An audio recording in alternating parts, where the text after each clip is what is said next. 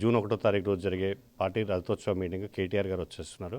దానికి సంబంధించి మేము ఇక్కడ బే ఏరియా నుంచి కూడా పెద్ద ఎత్తున వెళ్తున్నాము.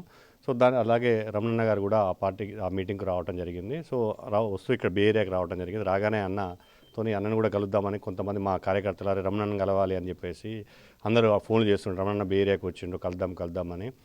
సో అదే నేను అడిగితే మళ్ళీ ఇళ్లలో పోయి ఇబ్బంది పెట్టడం ఎందుకు, చిన్న మీట్ అండ్ గ్రీట్ ఏర్పాటు చేస్తే బాగుంటుంది అనుకుంటే మేము ఒక 20 మంది వస్తామేమో అనుకున్నాం.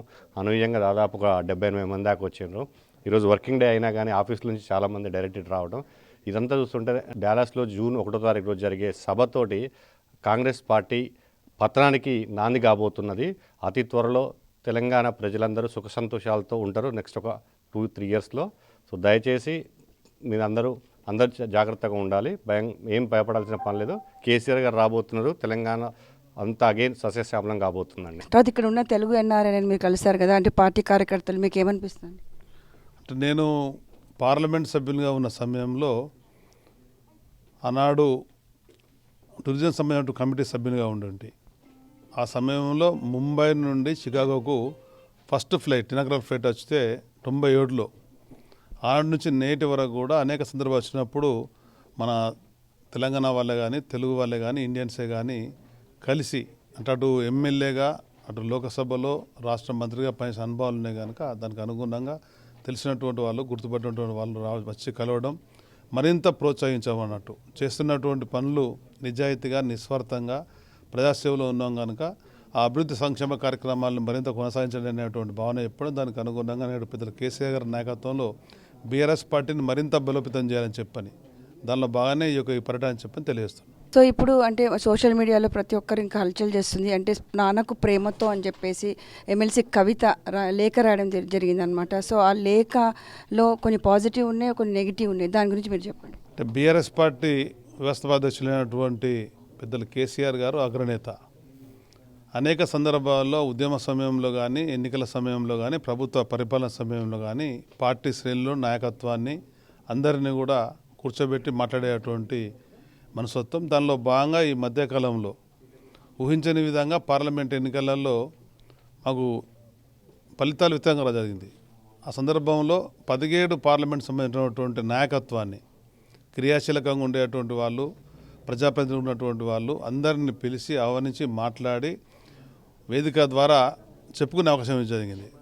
ఒకవేళ చెప్పలేనటువంటి వాళ్ళందరూ కూడా మీరు లేఖల ద్వారా ఇవ్వడం చెప్పినటువంటి మాటకు అనుగుణంగానే గతంలో సంప్రదాయానికి అనుగుణంగా ఆడ ఉద్యమ సమయంలో కానీ ప్రభుత్వ పరిపాలన సమయం కానీ ప్రతిపక్ష పార్టీ సమయంలో కానీ లేఖలు ఇవ్వడం సహజం. అది కొంత ఇప్పుడున్నటువంటి పరిస్థితులలో ప్రజలందరూ ఆలోచించుకునే విధంగా వచ్చింది. ఆ లేఖలు అనేటివి అదొక సానుకూల ఆలోచనతో బీఆర్ఎస్ పార్టీ ఆలోచిస్తుంది.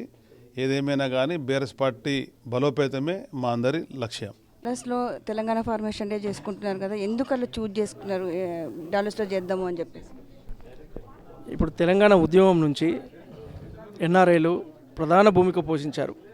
అక్రాస్ అమెరికానే కాదు ప్రపంచవ్యాప్తంగా ఒక తెలంగాణ ఉద్యమం పార్టీలకు అతీతంగా తెలంగాణ ఉద్యమం కోసం ఎంతోమంది కష్టపడ్డారు.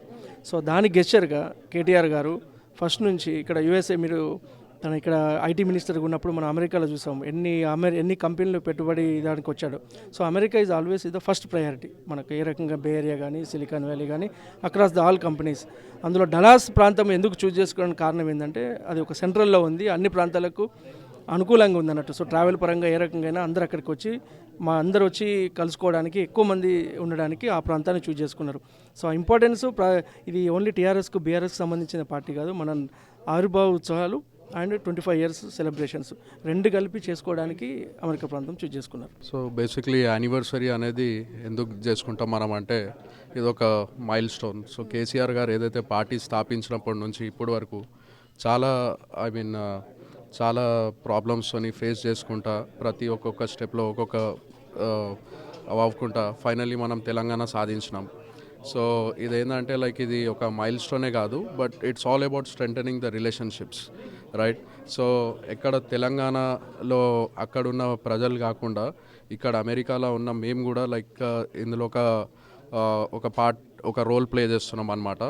అదేవిధంగా ఏంటంటే ఇప్పుడు ఉన్న మన ఎమ్మెల్సీ గారు కానీ అలాగే చాలామంది ఎమ్మెల్యేస్, మాజీ ఎంపీలు, మాజీ మంత్రులు వీళ్ళందరూ ఒక బీఆర్ఎస్ పార్టీ ఒక పవర్ ఏందో చూపిస్తున్నారు అనమాట. లైక్ అందరు డివైడ్ అయిపోయి వేరే వేరే స్టేట్స్లో, వేరే వేరే రీజియన్స్లో ఇప్పుడు అక్కడ పోయి అక్కడ ప్రజలతోని వీళ్ళంతా మాట్లాడుకొని చేసుకొని లైక్ అందరికి ఒక మోటివేషన్తో కల్పించి అక్కడ డాలస్లో ఇది ప్రోగ్రామ్ అంతా విజయవంతంగా సక్సెస్ చేయాలని చెప్పి ఒక ఉద్దేశంతో వీళ్ళందరూ ఇక్కడ రావడం జరిగింది.